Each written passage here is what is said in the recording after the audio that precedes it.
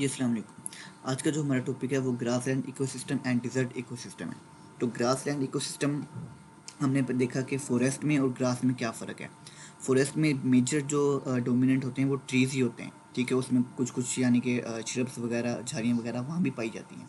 लेकिन जो grass land है इसमें ज़्यादातर जो डोमिनेट करते हैं वो श्रब्स होती हैं, झाड़ियाँ वगैरह, ठीक है? झाड़ियाँ और दरख्त दरख्त जो होते हैं वो ज़्यादातर लंबे होते हैं, ठीक है? और जबकि जो झाड़ियाँ होती हैं उनकी हाइट भी कम होती है।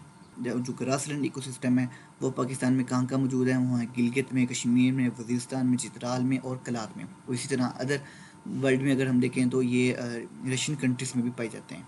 तो इसमें भी हम डिवाइड कर देते हैं प्रेरीज़ में और सवाना में। ये डायग्राम प्रेरीज़ की है। प्रेरीज़ में ज़्यादातर क्या है, नो हैव वुडी प्लांट्स, इसमें कोई वुडी प्लांट्स नहीं होते।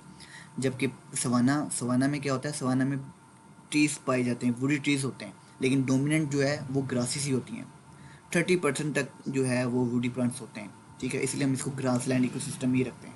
अगर इसकी रेनफॉल की बात करें तो ये सीवियर ड्रॉप होती है, बहुत ही कम, यानी कि इसमें बारिशें होती हैं 250 टू 750 ml एनुअल रेन इसकी है। जबकि ट्रॉपिकल अगर हम वहाँ पे देखी जाए तो वहाँ पे जो रेन है वो फिर भी 1500 तक होती है। और इनमें जो रेन होती है वो फॉरेस्ट और डेजर्ट के दरमियान दरमियान फॉल कर रही है। प्लांट लाइफ अगर इसमें देखे जाएँ तो इसमें प्लांट जो हैं वो ज़्यादातर ग्रेमिनोइड्स होते हैं। ग्रेमिनोइड्स क्या होते हैं? ग्रेमिनोइड्स जो होते हैं वो ग्रास लाइक प्लांट्स होते हैं।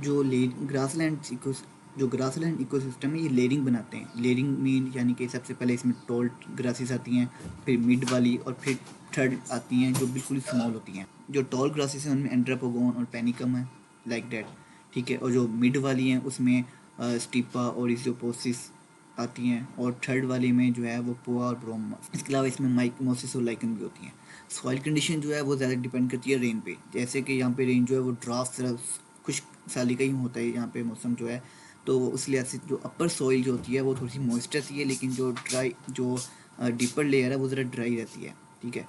इम्परमीबल टू सैलिनिटी। तो सैलिनिटी क्या होती है कि कंसनट्रेशन ऑफ साल्ट को हम सैलिनिटी बोलते हैं।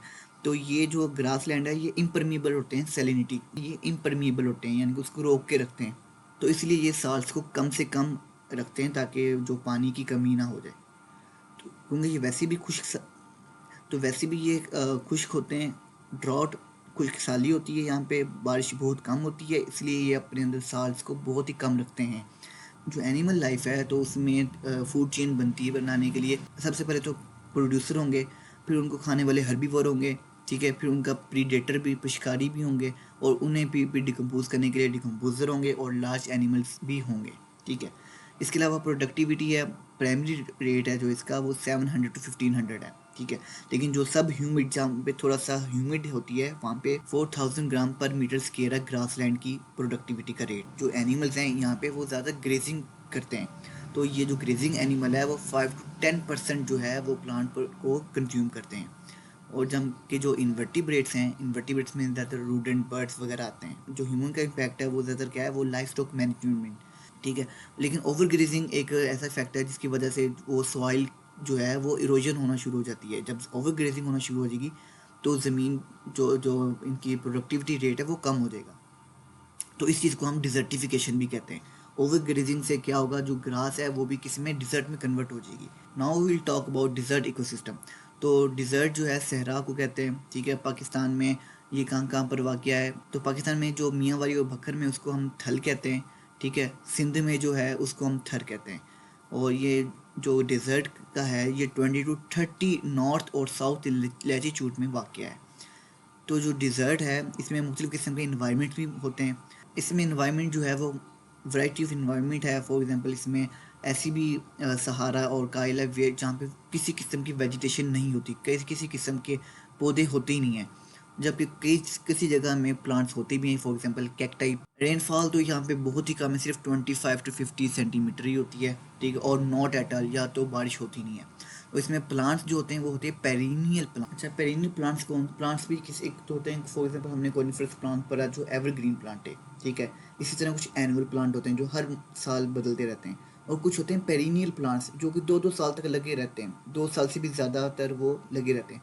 और सक्कुलेंट और कैक्टाई प्लांट्स होते हैं, क्योंकि इनके जो स्टेम्स होते हैं वो ज़रा फ्लैशी होते हैं, बहुत ज़्यादा हार्ड होते हैं। तो यहाँ जो एनिमल्स पाए जाते हैं वो ज़्यादातर बुरोइंग एनिमल होते हैं, या फॉर एग्जांपल ऐसे एनिमल जो गर्मी से बचने के लिए ज़मीन में बिलें बनाते हैं, ठीक है, इन्हें हम कहते हैं बुरोइंग एनिमल्स। तो ये डे के टाइम में क्या बनाते हैं, बुरो, ठीक है, जिसकी वो ज़मीन के अंदर होल्स बना के रहते हैं गर्मी से बचने के लिए, जबकि डार्क में ये फिर शिकार करते हैं अपना। और इसमें स्मॉल एनिमल्स भी पाए जाते हैं, लार्ज एनिमल्स भी पाए जाते हैं। ह्यूमन का इम्पैक्ट देखें, ठीक है, जहाँ पे प्लांट्स वगैरह पाए जाएंगे वहाँ पे ह्यूमंस भी रहना शुरू कर देंगे। तो फॉर एग्जांपल एक सहारा डेजर्ट है अफ्रीका का, वहाँ पे ह्यूमंस ने बहुत ज़्यादा अपनी आबादी बना ली। वहाँ पे 25 ईयर में एक तो बारिश ही नहीं हुई, ठीक है, और वहाँ पे ह्यूमंस ने भी रहना शुरू कर दिया, जिसकी वजह से वो लैंड जो है जहाँ पे थोड़े बहुत ही प्लांट थे भी, वो भी ख़त्म होना शुरू हो गया। यहाँ पे जो प्रोडक्टिविटी अगर लॉस हो जाए तो वो इरिवर्सिबल होती है, दोबारा यहाँ पे प्लांट्स का ग्रो करना बहुत हार्श कंडीशन में मुश्किल हो। तो इथोपिया में 1983 और 85 के दरमियान 2 साल के लिए यहाँ पे फमाइन कहत आ गया था, जिसकी वजह से तकरीबन 1 मिलियन डेथ हुई थी। ओके जी, अल्लाह हाफिज़।